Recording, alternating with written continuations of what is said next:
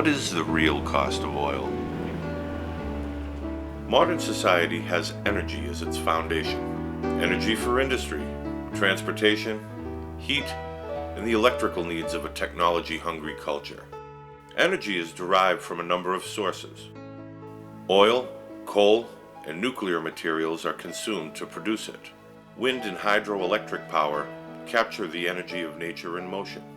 And, in a continuous flood, the sun rains down more energy than is currently needed by the inhabitants of Earth. Of all these energy resources, oil is the one that we as a species rely on most. The requirement to quench America's thirst for petroleum products is over 700 million gallons per day. Some of that is used by the chemical industry to produce plastics and other materials, but the lion's share is destined for the burner. Oil is used to produce more electricity than any other source. It powers the transportation and industrial needs of the world. As a business, petroleum is almost as entrenched in society as religion.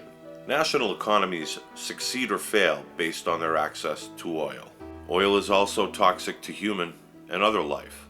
Common petroleum products contain some of the most volatile and dangerous chemicals known to man.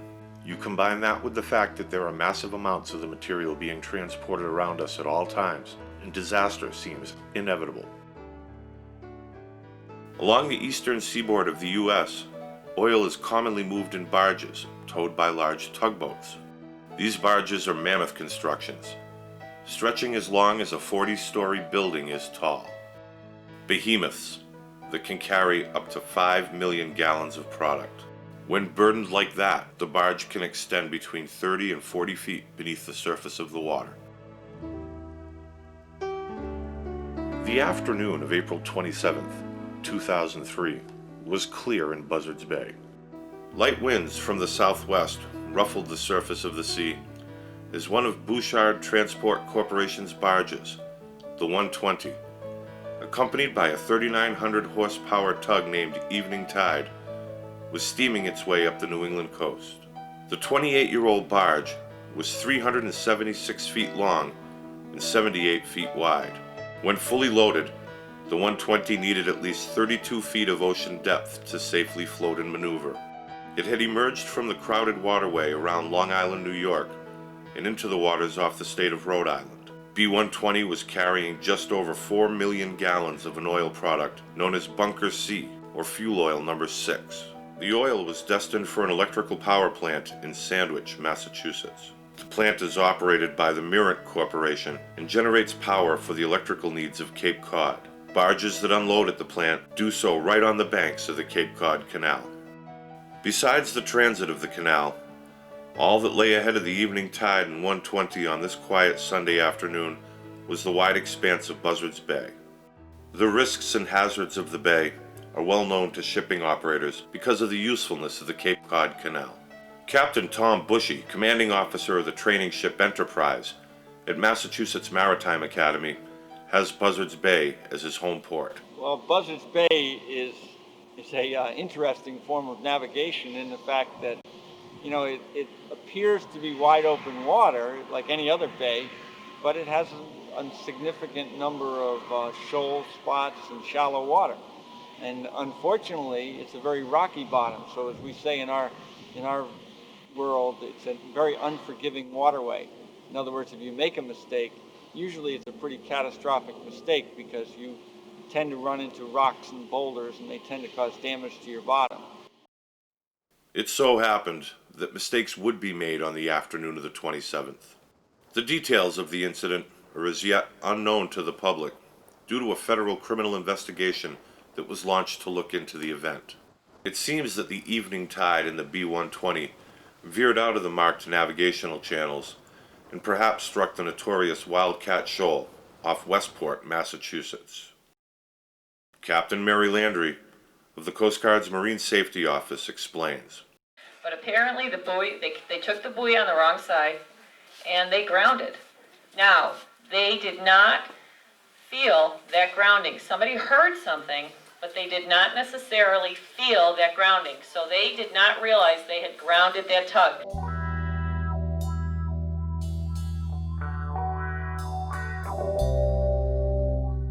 An unknown amount of the number 6 fuel oil was now being hemorrhaged into Buzzards Bay by Barge 120. The oil was poised to wash up on the rocks, beaches, and salt marshes of the surrounding coast. The bay has received special recognition by the federal government as part of the National Estuaries Program. Congress designated Buzzards Bay an estuary of national significance because it had many unique properties, many unique values. It had a lot of important resources: shellfishing, swimming, bathing beaches, rare and endangered species. Now the unsuspecting bay was host to a barge with a 12-foot by 2-foot gash in its hull. The vessels continued up the bay until they pulled out of the channel into a marked anchorage just off the beaches of West Island in Fairhaven, Massachusetts. The Coast Guard's response included helicopters tasked to assess the situation and the extent of the potential damage. Although every community along the bay would be affected by the spill, West Island, close by to the anchored leaking barge, was projected to be on the front line of this environmental disaster.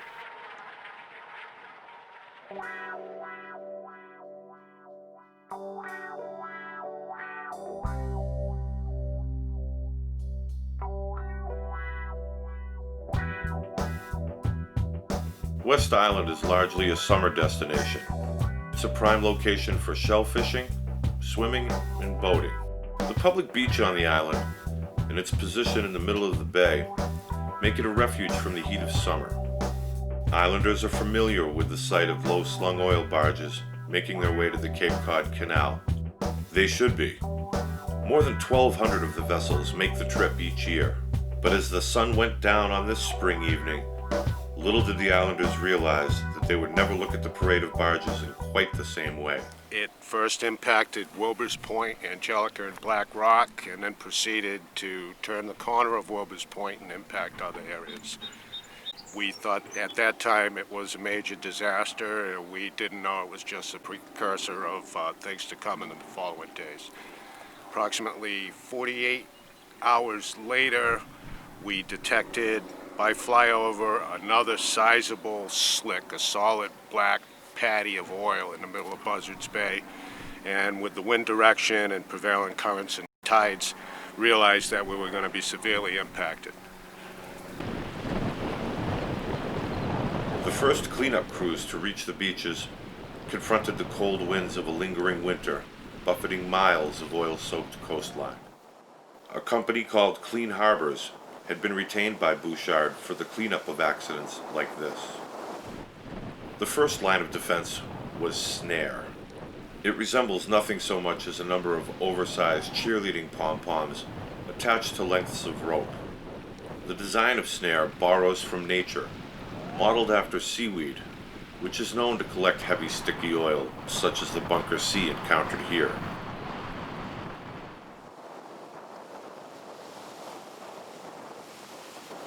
An ominous amount of the barge's cargo made it by the snare. It blanketed the fine sand beaches and rocky coasts of the area. The Coast Guard made public a report from Buzzard that placed the amount of spilled oil at 14,700 gallons. Some observers voiced the opinion that that figure was flawed. They thought that significantly more product must have been released into the bay.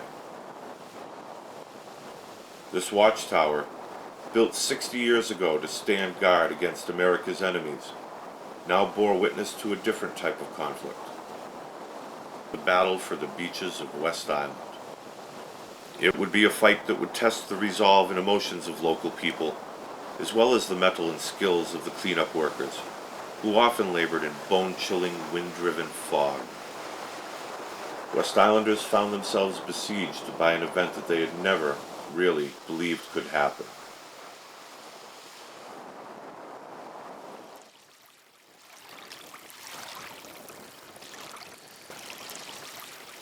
The spill response required careful assessment of already affected environments and of potential new threats that would arise. Clean Harbors moved quickly to survey the extent of the disaster in order to better direct their efforts. Observations made from land, boats, and helicopters were integrated into a ground truth to enable more efficient oversight of the cleanup.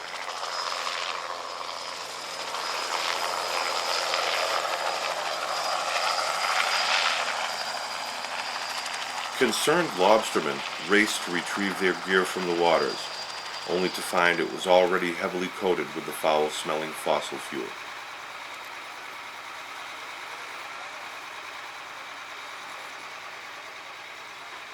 Federal, state, and local officials came to observe firsthand the extent of the disaster and the status of the cleanup. As they made their statements to the press, workers nearby continued their labors. A mistake was made, because at this point I only care about making sure that the response is rapid everywhere.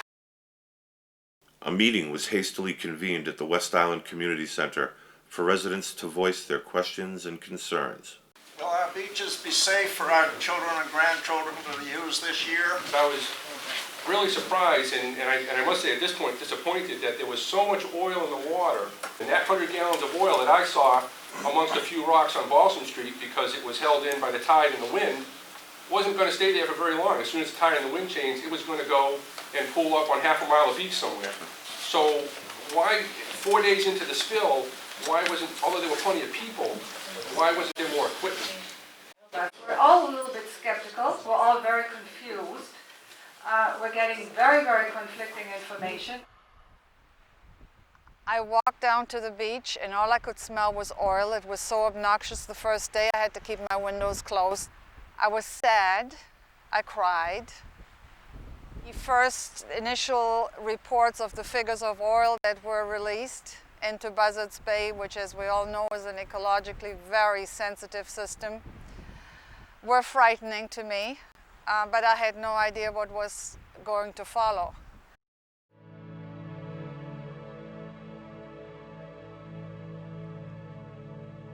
On the 20th of May, more than 3 weeks after the B-120 incident, it was announced that almost 7 times more oil had been spilled into Buzzard's Bay than had been previously stated.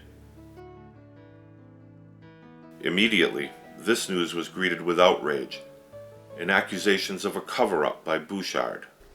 The first priority obviously should be the cleanup. I also think, unfortunately, that the responsible party and the regulatory authorities use that as a crutch to deflect public inquisition and criticism. The Coast Guard and other government environmental agencies came under increased public scrutiny in the wake of events. The fact that the estimates were so far off and the Coast Guard accepted those estimates. Each incident that has happened or been reported, I've been less happy with the company, the Coast Guard, and the Department of Environmental Protection.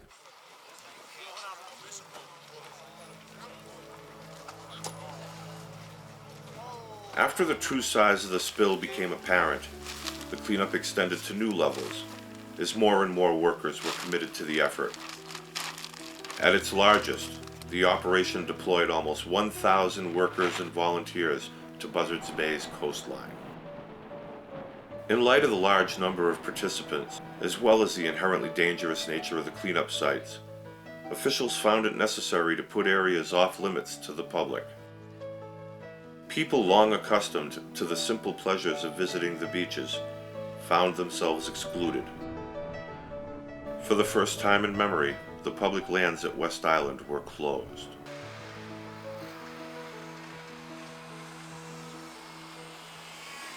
While thousands of bags of snare were stacked for use on land, offshore, another effort was being mounted to control the spill. The main responder, a specialized oil recovery ship, was sent to Buzzards Bay.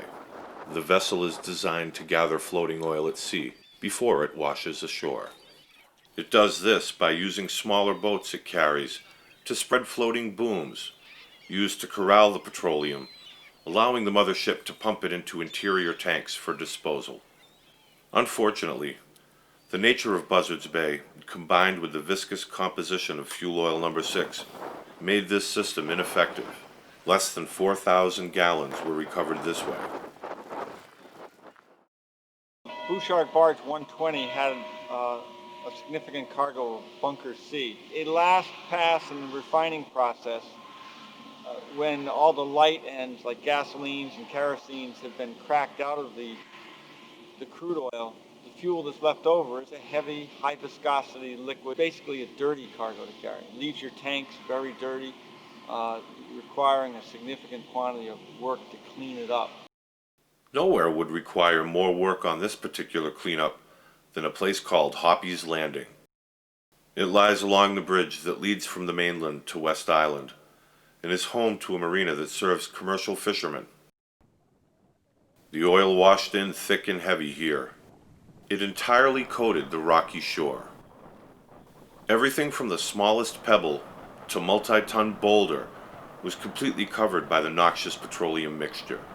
More insidiously, the oil penetrated the sand beneath the rocks to create asphalt to a depth of several inches.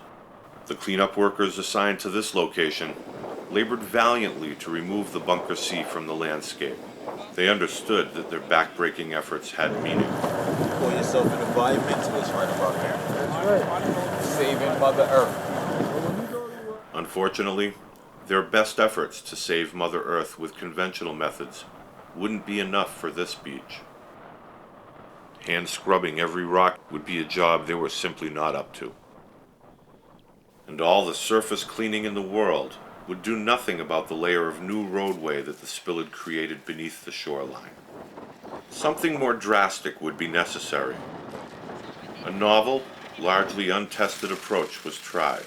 One of the characteristics of fuel oil number 6 is that it flows freely at high temperatures, generally over 125 degrees Fahrenheit. The new method used here, called hot washing, takes advantage of this property. Heated seawater is sprayed upon the soiled rocks, causing the oil to liquefy and flow. Absorbent materials are placed around the area being cleaned to gather the runoff. It's a loud, dirty, dangerous job.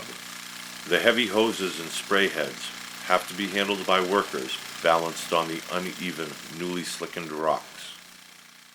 The Massachusetts Attorney General came to witness what was being done to repair the Commonwealth. The area being worked on here is underwater at high tide. That means there's only a short time each day when work can be done. There were fears that the intense heat of hot washing might destroy a well-established microbial population by cooking it.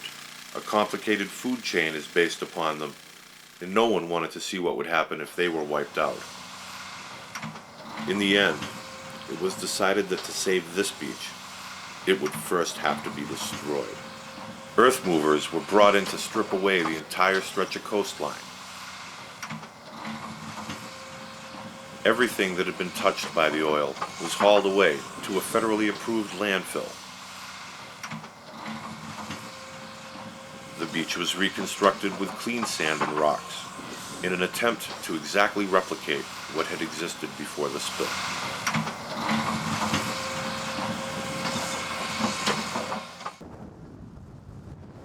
The majestic spring migration of birds along the eastern seaboard was in full swing when the B-120 dropped a part of its cargo into Buzzard's Bay. Rescuers, including many volunteers, raced to capture and clean birds that had been exposed to the deadly material.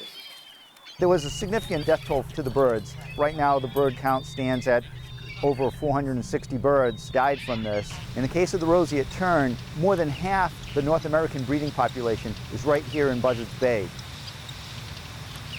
The loons were very hard hit, and loons tend to be very hard to rehabilitate once they are oiled. You had a cold spring this year, it was a late spring, so you had a lot of birds that were still, winter birds, that were still in the Buzzards Bay area. More than half the birds that were killed from this oil spill were loons. On the second day, we got our first report of an oiled bird, and from that point forward, for the next week and a half or so, it was just one after another. I mean, we were being dispatched into various areas in the field to rescue oiled birds faster than we could keep up with them. And whereabouts did you get this one? Right at between Angelica and the landing there. Okay. And I went out, like I said, I went all around. I went around Angelica twice, and you know, I could see some spotting on some of the gulls. One of the real tragic parts was seeing birds that you know were oiled, but weren't oiled heavy enough to be complacent enough to capture. All you could really do is wish and hope and chase after them, knowing that there wasn't really much chance of catching them. This female loon was a heartrending example. She had been oiled and was incapable of flight. For days, she swam offshore, just out of reach of rescuers. Her mate, with his distinctive black and white markings, stood by her side, although he hadn't been oiled. There is no record of this bird being rescued, and after the pair disappeared, onlookers could only hope that they had beaten the odds and survived. Fairhaven, just one of a dozen towns around the bay, issues about 1,000 shellfish licenses. More than 50 are commercial permits, meaning that the holders derive their income by shellfishing. Buzzards Bay was closed to fishing after the spill. Overnight, the professional fishermen saw their livelihoods disappear. When Dan Costa isn't reacting to environmental disasters, his job is to protect and shepherd the town's shellfish resources. Between 12 and 15 miles of shoreline were impacted to one extent or the other. The spill threatened one of Dan's aquaculture projects. He leads local students in operating a shellfish nursery. It uses a pump system, an upweller, to circulate oxygen and nutrient-rich water past young, tiny, hard-shelled clams, known as littlenecks or quahogs. The idea is to protect the baby shellfish until they grow large enough to be less vulnerable to the predators that feed upon them. Then, they are put in fine mesh cages and placed in the bay to allow them to grow even further. But the various birds and crabs that eat the quahogs cannot match the threat that an oil spill poses. The upwellers and cages can't protect the shellfish from pollutants that poison the quahogs and interrupt their food chain. The B-120's accident endangered a system that had placed enough quahogs into the wild to make Fairhaven's already rich shellfish beds even more prolific. That's about a square foot I dug up. It impacted shell fishery there. There's a distinct possibility no one will be able to harvest edible shellfish out of there for many years to come. We stand by the nation you have chosen for us to live in. We stand by this country whose motto is freedom. We stand by this community of Fairhaven. A chapel on West Island held a service to mourn the damage to their environment and to recognize the efforts of the cleanup crew. Today, Mother Earth is, in so many ways, only one of which is the number 6 oil spill, asking us to throw her a lifeline. Our Native brothers and sisters warned us about our careless and greedy ways. Barbara LeBlanc, who is a parishioner of Star of the Sea, will now read to you the words of Chief Seattle. You must teach your children that the ground beneath their feet is the ashes of our grandfathers, so that they will respect the land. Tell your children that the earth is rich and the lives of our kin. Teach your children that we have taught our children that the earth is our mother. Whatever befalls the earth befalls the sons of the earth. If men spit upon the ground, they spit upon themselves. This we know. The earth does not belong to man. Man belongs to the earth. We want to emphasize the fact that our hearts will go on and that we will stand by Mother Earth. We will stand by the cleanup crew to these shores and waters. Let us feel uplifted by those who would toil in our behalf to repair and restore the earth for us.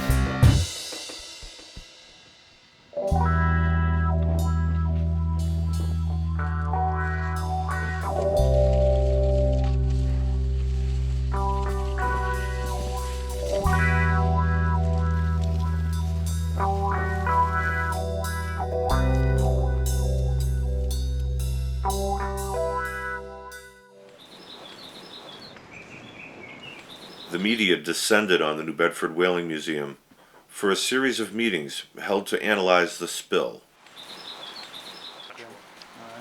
I can express the frustration for everyone that lives here. When we look at the disaster, the level of the Exxon Valdez, as was represented today, the good things in that legislation, it's 2003. It happened a long time ago, and this barge is still rolling along Buzzard's Bay. But we have a Republican president and a Republican Congress that seems pretty comfortable with the oil industry. So what we've tried to do on the state level, since we can't really address this issue, is we've tried to at least make sure the penalties are painful enough that it's not in the economic interest of the companies to continue to use single hull. We hope that will become law on the state level. However, the federal government legislates the double hulling of oil barges. Simply put, a double-hulled vessel is just that, one hull placed within another to provide an extra layer of protection in the event of a grounding. Many people are concerned that the double hull law allows old-style single-hull barges to operate until 2015. Let me just stipulate, the oil spill was terrible. We all hate the fact that it happened, and we all know that double hulling would be a good idea. We're still another 12 years away from this risk about single hull vessels in Buzzards Bay.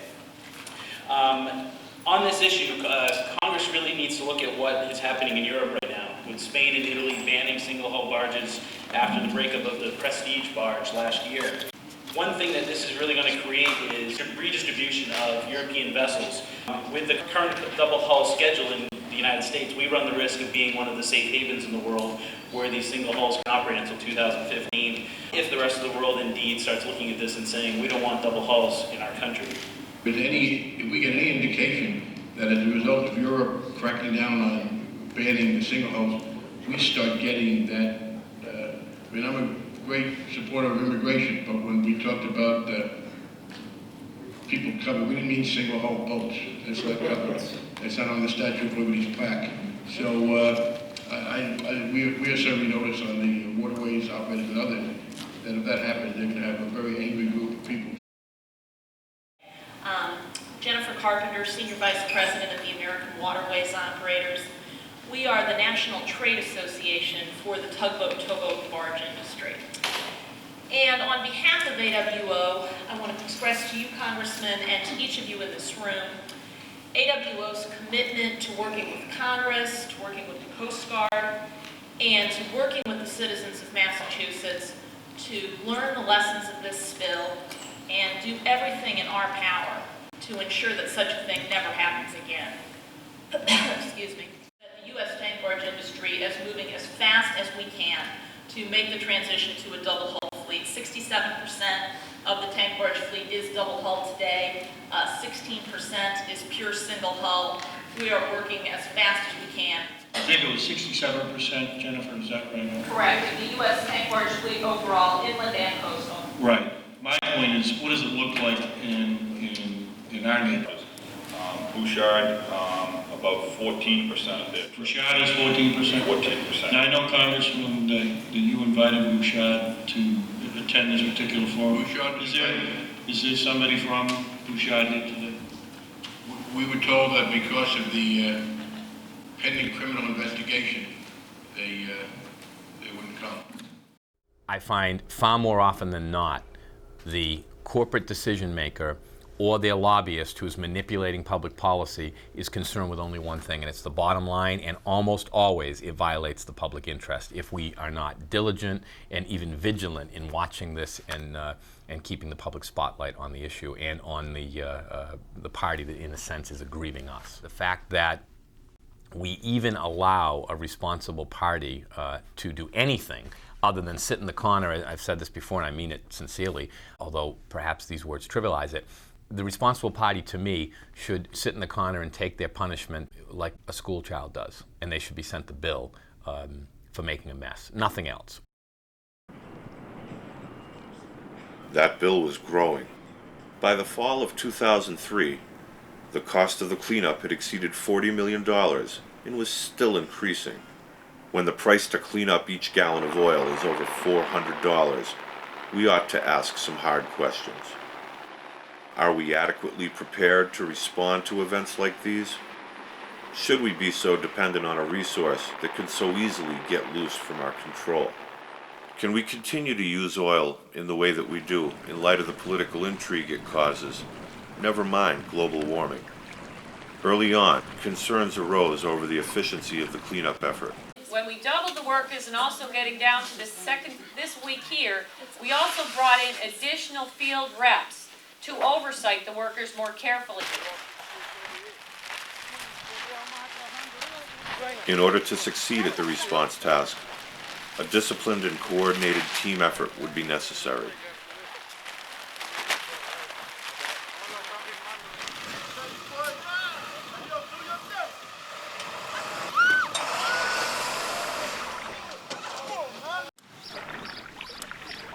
An operation like this requires near-perfect planning.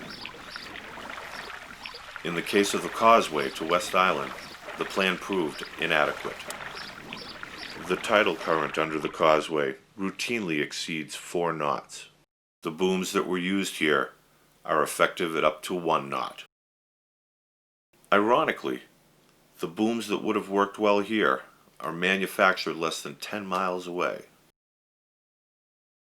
If the proper barrier had been utilized, then the damage to Fairhaven shellfish beds might have been reduced.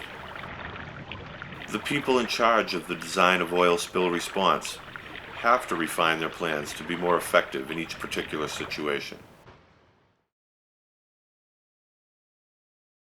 The United States Coast Guard is the federal agency responsible for overseeing all aspects of maritime oil spills.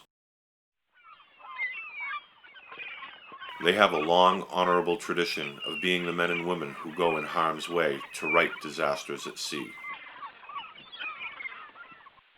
Here in Buzzards Bay, home to the most successful fishing community in America, the Coast Guard is respected for their selfless efforts to protect and safeguard mariners. In a busy place like the Bay, they can easily find their hands full. Now, the Coast Guard is an integral part of the Homeland Security apparatus. Their resources, already stretched thin by budget cuts, are being asked to remain ever vigilant against unseen enemies. Given their previous commitment to marine safety and law enforcement, has their ability to respond everywhere been compromised?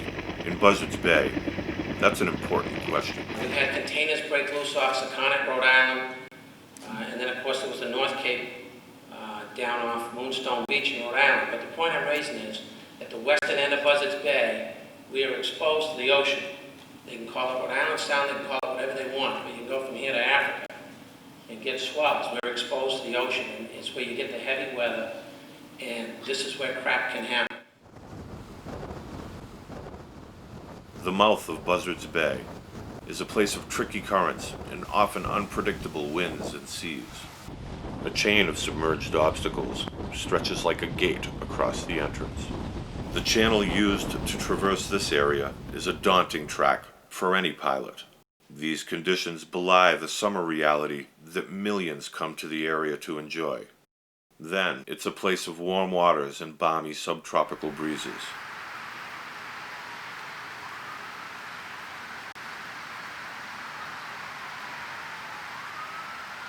The oil continues to pass through the bay. Today, 4 barges carrying millions of gallons of petrochemicals will make their way up to the Cape Cod Canal.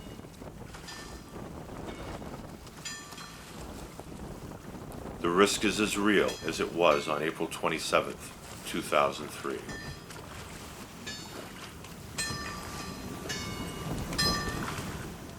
There are literally billions of gallons of oil and other hazardous materials shipped through the bay because they want to take the Cape Cod Canal. It's a shortcut to points north from New Jersey and New York and Pennsylvania.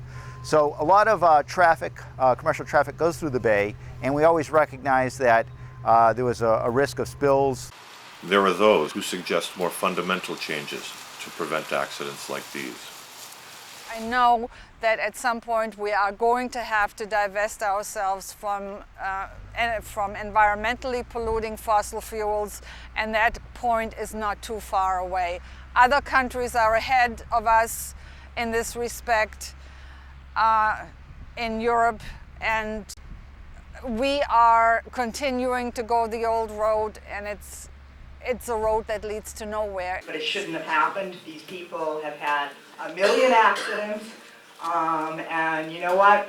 I mean, oil is a curse. I mean, it's getting to be a curse. We're having wars, and we're having environmental damage because of this oil. So I just hope that we can all mobilize and write letters so that that it won't happen again. Yeah, I have a couple of questions.